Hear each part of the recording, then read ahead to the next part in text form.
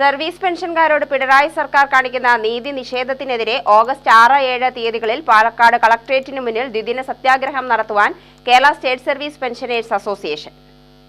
Pension പരിഷ്കരണ നടപടികൾ ഉടൻ ആരംഭിക്കുക, കുടിശ്ശികയുള്ള 18% ക്ഷാമാശ്വാസം അനുവദിക്കുക, മെഡിസെപ്പിലെ അപാകതകൾ പരിഹരിക്കുക തുടങ്ങിയ ആവശ്യങ്ങൾ ഉന്നയിച്ച് നടത്തുന്ന സത്യാഗ്രഹം ഓഗസ്റ്റ് 6-ന് DCC പ്രസിഡന്റ് എ തങ്കപ്പനും 7-ന് KPCC ജനറൽ സെക്രട്ടറി KA തുളസിയും ഉദ്ഘാടനം ചെയ്യും. സംഘടനയുടെ സംസ്ഥാന ജനറൽ സെക്രട്ടറിയായിരുന്ന വിക്രമൻ നായരുടെ 4ാം ചരമവാർഷികത്തിൽ അദ്ദേഹത്തെ അനുസ്മരിച്ചു. സംസ്ഥാന സെക്രട്ടേറിയറ്റ് അംഗം M. പോൾ ഉദ്ഘാടനം ചെയ്തു.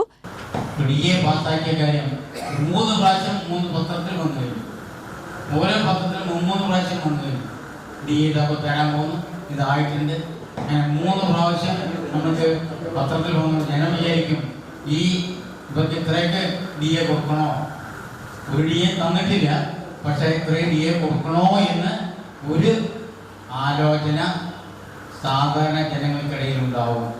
സർക്കാർ ജീവനക്കാർക്കായാലും ശരി, പെൻഷൻകാർക്കായാലും ശരി, എന്തിന് കൊടുക്കണം എന്നുള്ള ഒരു ട്രെൻഡ്, നെഗറ്റീവ് ഫീൽ ഉണ്ടാക്കാൻ അവർക്ക് സാധിക്കും. ഈ എപ്പോഴും ഫൈനാൻസ് ഡിപ്പാർട്ട്മെന്റാണ് അത് വരുന്നത്. അവിടെ നിന്ന് വരുന്നോ എവിടെ നിന്ന് വരുന്നോ എന്നറിയില്ല. അതിനുള്ള ലൂപ്പ് ഹോൾ ഉണ്ടാക്കാൻ ഈ പത്രധർമ്മം കൊണ്ട് സാധിക്കും. ജില്ലാ പ്രസിഡന്റ് K. ബാലകൃഷ്ണൻ അധ്യക്ഷത വഹിച്ചു. ജില്ലാ secretary KM Rasheed, M. Unnikrishnan, K. Ramanathan, A. Gopinathan തുടങ്ങിയവർ സംസാരിച്ചു. UTV news, Palakkad.